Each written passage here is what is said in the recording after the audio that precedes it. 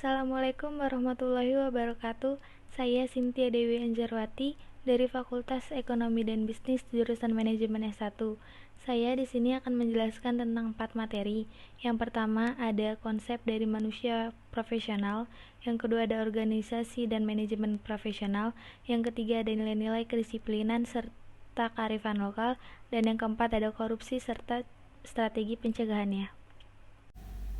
Etika profesi. Pengertian etika profesi atau professional ethics adalah sikap hidup berupa keadilan untuk dapat atau bisa memberikan suatu pelayanan profesional terhadap masyarakat itu dengan penuh ketertiban, serta juga keahlian, yakni sebagai pelayanan dalam rangka melakukan tugas yang merupakan kewajiban terhadap masyarakat.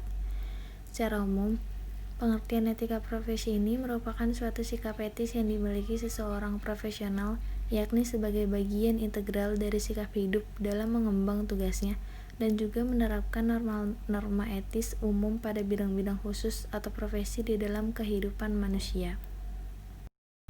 Fungsi etika profesi. Fungsi etika profesi diantaranya sebagai berikut. Yang pertama, sebagai pedoman bagi seluruh anggota profesi tentang prinsip profesionalitas yang ditetapkan. Yang kedua, sebagai sebuah alat kontrol sosial bagi masyarakat umum terhadap profesi tertentu. Yang ketiga, sebagai sarana untuk dapat mencegah campur tangan dari pihak lain di luar organisasi terkait hubungan etika di dalam keanggotaan suatu profesi. Tujuan etika profesi. Tujuan kode etik profesi diantaranya sebagai berikut. 1. Untuk menjunjung tinggi martabat suatu profesi. 2. Untuk menjaga serta juga mengelola kesejahteraan anggota profesi. 3. Untuk dapat meningkatkan pengabdian para anggota profesi. 4. Untuk membantu meningkatkan mutu profesi. 5. Untuk meningkatkan pelayanan profesi itu di atas keuntungan pribadi. 6. Untuk menentukan standar baku bagi profesi. 7. Untuk meningkatkan kualitas organisasi menjadi lebih profesional dan juga terjalin dengan erat. Prinsip-prinsip etika profesi. Prinsip-prinsip dasar yang melandasi pelaksanaan etika profesi diantaranya sebagai berikut. Yang pertama, prinsip tanggung jawab. Yang kedua, prinsip keadilan. Yang ketiga, prinsip otonomi. Dan yang keempat, prinsip integritas moral. Organisasi dan manajemen profesional. Manajemen adalah perpaduan pelaksanaan fungsi-fungsi perencanaan, pengorganisasian, pelaksanaan, dan pengawasan atau pengendalian untuk mencapai tujuan tertentu dalam waktu tertentu pula. Ada juga yang mendefinisikan manajemen sebagai perpaduan pelaksanaan fungsi-fungsi rencana atau plan, kerjaan atau do, periksa atau cek, dan aksi atau action untuk mencapai tujuan tertentu dalam waktu tertentu. Selain itu, ada yang menerapkan model fungsi-fungsi manajemen yang terkait dengan manajemen mutu, yaitu rencana atau plan, kerjakan atau do, studi atau kajian, dan aksi atau action. Profesional diartikan sebagai ciri-ciri kekuatan yang dimiliki seseorang berupa keahlian, kompetensi, kerja efisien, keterampilan, qualified atau pandai, berpengalaman, dan sifat mengagumkan. Dalam konteks SDM, manajemen profesional adalah pelaksanaan fungsi-fungsi tersebut dalam pengembangan mutu SDM secara profesional. Lawannya adalah manajemen amatiran yang ciri-cirinya bertentangan dengan ciri-ciri manajemen profesional. Mengapa harus manajemen profesional? Tidak jarang pelaksanaan program pengembangan mutu sumber daya manusia oleh suatu organisasi mengalami kegagalan. Hal demikian dipengaruhi oleh beragam faktor pemahaman tentang budaya organisasi, input, proses perencanaan, pengendalian, dan hasil pelaksanaan program secara terpisah atau secara bersama-sama. Bila satu faktor ada yang kurang, maka akan mengganggu keberhasilan pelaksanaan program. Disiplin. Disiplin adalah rasa taat dan patuh terhadap nilai yang dipercatat dan menjadi tanggung jawabnya. Dengan kata lain, disiplin adalah patuh terhadap peraturan atau tunduk pada pengawasan dan pengendalian. Sedangkan, pendisiplinan adalah sebuah usaha yang dilaksanakan untuk menanamkan nilai atau pemaksaan supaya subjek mentaati sebuah peraturan. Disiplin merupakan sikap yang selalu tepat janji, sehingga orang lain percaya karena modal seseorang dalam wirausaha adalah mendapat kepercayaan dari orang lain. Konsep disiplin merupakan sikap ketaatan terhadap suatu aturan atau ketentuan yang berlaku dalam organisasi, yaitu menggabungkan diri dalam organisasi itu atas dasar adanya kesadaran dan keinsyafan, bukan karena unsur paksaan. Dengan berpedoman pada pengertian tersebut, maka disiplin merupakan faktor pengikat kerja, yaitu merupakan kekuatan yang dapat memaksa tenaga kerja atau pegawai untuk mematuhi peraturan serta prosedur kerja yang telah disepakati dan telah ditentukan oleh lembaga yang berwenang atau pejabat yang berwenang dengan berpegang pada peraturan tersebut. Dengan berpegang pada peraturan, diharapkan tujuan organisasi dapat tercapai. Tujuan disiplin. Menurut Ellen G. White, disiplin mempunyai tujuan sebagai berikut. Yang pertama, perintah atas diri. Yang kedua, menaklukkan kuasa kemauan. Yang ketiga, memperbaiki kebiasaan-kebiasaan. Yang keempat, mengajarkan menghormati orang tua dan ilahi. Yang kelima, penurutan atas dasar prinsip.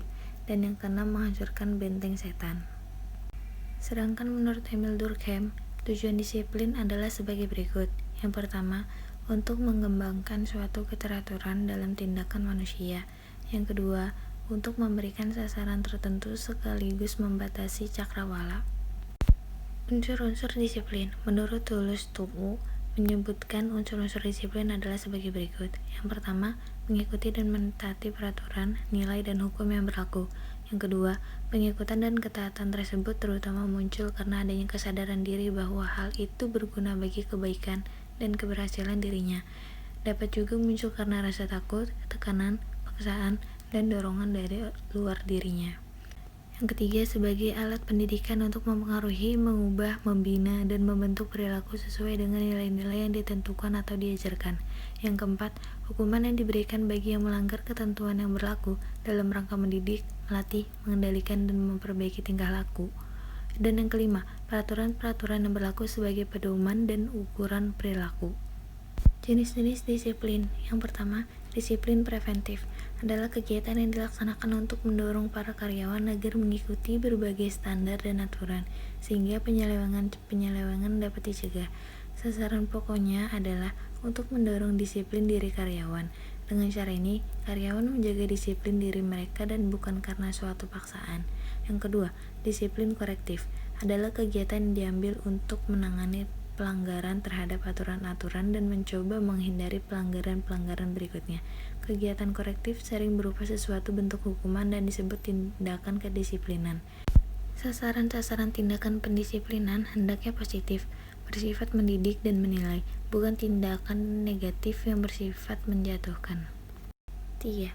Disiplin progresif adalah kegiatan yang memberikan hukuman-hukuman lebih berat terhadap pelanggaran-pelanggaran yang berulang. Tujuannya memberikan kesempatan bagi karyawan untuk mengambil tindakan korektif sebelum dikenakan hukuman yang lebih berat. Sebuah contoh sistem disiplin progresif yang disusun atas dasar tingkat berat atau kasarnya, hukuman secara ringkas dapat ditujukan sebagai berikut. A. Teguran secara lisan oleh penyelia. B. Teguran tertulis dengan catatan dalam file personalia. C. Skorsing dari pekerjaan 1-3 hari. D. Skorsing 1 minggu atau lebih. E. Diturunkan pangkatnya. F. Dipecat. Selain macam-macam disiplin di atas, terdapat juga jenis-jenis disiplin yang lain. 1. Disiplin diri pribadi. Disiplin pribadi mengandung beberapa unsur seperti adanya sesuatu yang harus ditaati atau ditinggalkan dan adanya proses sikap seseorang terhadap hal tersebut. 2. Disiplin sosial. Disiplin sosial merupakan disiplin yang berhubungan dengan masyarakat atau dalam hubungannya dengan lingkungan. 3. Disiplin nasional.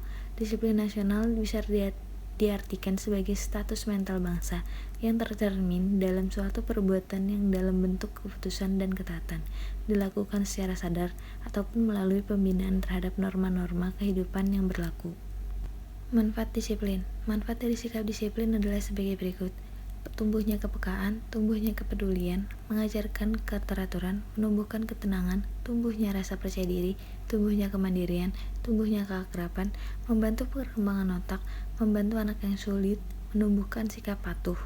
Kearifan lokal. Kearifan lokal adalah identitas atau kepribadian budaya sebuah bangsa yang menyebabkan bangsa tersebut mampu menyerap, bahkan mengolah kebudayaan yang berasal dari luar atau bangsa lain menjadi watak dan kemampuan sendiri.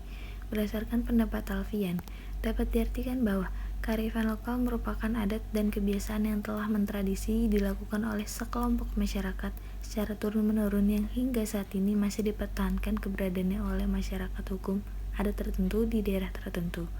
Berdasarkan pengertian di atas, dapat diartikan bahwa Local wisdom atau kearifan lokal dapat dipahami sebagai gagasan-gagasan setempat lokal yang bersifat bijaksana, penuh kearifan, bernilai baik, yang tertanam dan diikuti oleh anggota masyarakatnya. Bentuk-bentuk kearifan lokal. Bentuk-bentuk kearifan lokal dalam masyarakat dapat berupa budaya, yaitu nilai, norma, etika, kepercayaan, adat istiadat, hukum adat, dan aturan-aturan khusus lainnya. Nilai-nilai luhur kearifan lokal. Nilai-nilai luhur terkait kearifan lokal meliputi cinta kepada Tuhan, alam semesta beserta isinya, tanggung jawab, disiplin dan mandiri, jujur, hormat dan santun, kasih sayang dan peduli, percaya diri, kreatif, kerja keras dan pantang menyerah, keadilan dan kepemimpinan, baik dan rendah hati, toleransi, cinta damai dan persatuan. Korupsi. Pengertian korupsi adalah perbuatan yang buruk seperti penggelapan uang, penerimaan uang sogok, dan lain sebagainya untuk memperkaya diri sendiri atau orang lain atau korporasi yang mengakibatkan kerugian keuangan pada negara. Korupsi merupakan suatu tindakan yang sangat tidak terpuji yang dapat merugikan suatu bangsa dan negara. Korupsi di Indonesia bukanlah hal yang baru. Indonesia merupakan salah satu negara dengan jumlah kasus korupsi yang terbilang cukup banyak. Akan tetapi, banyak juga kasus korupsi yang dilakukan oleh para pejabat atau pemegang kekuasaan yang telah dibongkar oleh Komisi Pemberantasan Korupsi atau KPK. Ciri-ciri korupsi. Syed Hussein Alatas memberikan ciri-ciri korupsi sebagai berikut. 1. Ciri korupsi selalu melibatkan lebih dari satu orang. Inilah yang membedakan antara korupsi dengan pencurian atau penggelapan. Yang kedua, ciri korupsi pada umumnya bersifat rahasia, tertutup terutama motif yang melatar belakangi perbuatan korupsi tersebut. Yang ketiga, ciri korupsi yaitu melatar belakangi elemen kewajiban dan keuntungan timbal balik. Kewajiban dan keuntungan tersebut tidaklah selalu berbentuk uang. 4. Ciri korupsi yaitu berusaha untuk berlindung di balik pembenaran hukum. 5. Ciri korupsi yaitu mereka yang terlibat korupsi ialah mereka yang memiliki kekuasaan atau wewenang serta mempengaruhi keputusan-keputusan itu. 6. Ciri korupsi yaitu setiap tindakan mengandung penipuan, biasanya pada badan publik atau pada masyarakat umum. 7. Ciri korupsi yaitu setiap bentuknya melibatkan fungsi ganda yang kontradiktif dari mereka yang melakukan tindakan tersebut.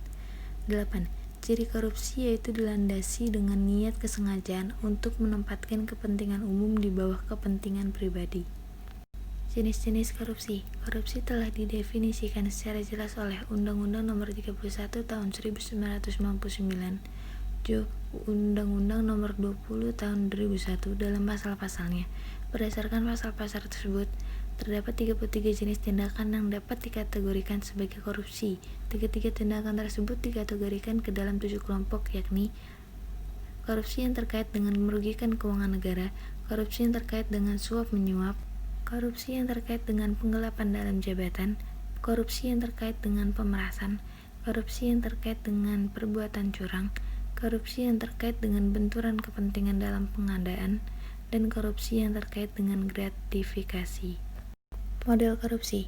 Menurut Adit Chandra, dari definisi tersebut digabungkan dan dapat diturunkan menjadi 3 macam model korupsi, yaitu 1. Model korupsi lapis pertama, berada dalam bentuk suap atau bribery, yakni di mana prakarsa datang dari pengusaha atau warga yang membutuhkan jasa dari birokrat atau petugas pelayanan publik, atau pembatalan kewajiban membayar denda ke kas negara, pemerasan atau extortion, di mana prakarsa untuk meminta balas jasa datang dari birokrat atau petugas pelayanan publik lainnya. 2. Model korupsi lapis kedua, jaring-jaring korupsi atau cabal antar birokrat, politisi, aparat penegak hukum, dan perusahaan yang mendapatkan kedudukan istimewa. Menurut Adi Chandra, pada korupsi dalam bentuk ini biasanya terdapat ikatan-ikatan yang nepotis antara beberapa anggota. Jaring-jaring korupsi dan lingkupnya bisa menjadi level nasional. 3. Model korupsi lapis ketiga. Korupsi dalam model ini berlangsung dalam lingkup internasional, di mana kedudukan aparat penegak hukum dalam model korupsi lapis kedua digantikan oleh lembaga-lembaga internasional yang mempunyai otoritas di bidang usaha, maskapai-maskapai mancanegara yang produknya terlebih oleh pimpinan rezim yang menjadi anggota jaring-jaring korupsi internasional korupsi tersebut. Dampak korupsi. Berikut ini terdapat beberapa dampak korupsi terdiri atas: A. bidang demokrasi. Secara umum, korupsi mengikis kapasitas kelembagaan pemerintah karena pengabaian prosedur, penyedotan sumber daya, dan pejabat diangkat atau mengangkat posisi bukan karena prestasi. Pada saat yang sama, korupsi mempersulit pihak pemerintahan nilai demokrasi serta kepercayaan dan toleransi. B. Bidang ekonomi. Korupsi juga mempersulit pembangunan ekonomi dengan membuat distorsi dan inefisiensi yang tinggi. Di sektor swasta, korupsi meningkatkan biaya perdagangan karena kerugian dari pembayaran ilegal, biaya manajemen dalam negosiasi dengan pejabat korup, dan risiko pembatalan perjanjian atau untuk penyelidikan. Korupsi menimbulkan distorsi atau kekacauan di dalam sektor publik dengan mengalihkan investasi publik ke proyek-proyek masyarakat di mana suap dan upah yang lebih mudah tersedia. C. Bidang kesejahteraan negara. Korupsi politik di banyak negara dan memberikan ancaman besar bagi warga. Korupsi politik berarti kebijakan pemerintah yang menguntungkan sering menyuap pemberi daripada orang-orang pada umumnya. Contoh lain adalah bagaimana politikus membuat peraturan yang melindungi perusahaan besar namun merugikan perusahaan-perusahaan kecil. Politisi pro-bisnis ini hanya mengembalikan pertolongan kepada perusahaan besar yang memberikan kontribusi besar untuk kampanye pemilu mereka. Contoh-contoh korupsi. Berikut ini terdapat beberapa contoh korupsi terdiri atas 1. Korupsi transaktif, memberikan suap kepada petugas RS agar diutamakan dari pasien lain untuk mendapatkan pelayanan. Yang kedua, korupsi yang memeras, kader posyandu yang menarik sejumlah biaya kepada masyarakat yang datang ke posyandu dengan alasan bahwa biaya tersebut merupakan peraturan baru sehingga harus dipatuhi masyarakat. Yang ketiga, korupsi investif, pemberian hadiah oleh kader posyandu kepada ketua puskesmas agar memperoleh vitamin A atau ruang untuk PMT lebih dari anggaran. 4. Korupsi perkerabatan, praktek nepotisme dalam rekrutmen CPNS untuk formasi dokter dari jalur khusus. Dalam rekrutmennya hanya anak pejabat pemerintah kabupaten yang masuk. 5. Korupsi defensif, seseorang direktur SS yang kejam menginginkan hak milik seseorang, lalu memberikan kepada penguasa sebagian dari harta itu untuk menyelamatkan harta selebihnya. 6. Korupsi autogenik, rumah sakit yang semena-mena menetapkan peraturan rumah sakit yang merugikan warga hanya demi keuntungan pihak rumah sakit. 7. Korupsi dukungan, petugas di puskesmas diam-diam bersepakat untuk memilih ketua atau kepala puskesmas yang relatif lebih bisa diajak berkompromi ketimbang kandidat-kandidat lain. Strategi pencegahan korupsi. Strateginya yaitu 1. Perbaikan pelayanan publik dan tata niaga. 2. Pengelolaan keuangan negara. Dan yang ketiga, penegakan hukum dan reformasi birokrasi.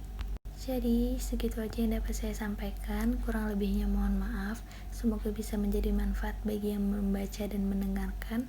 Wassalamualaikum warahmatullahi wabarakatuh.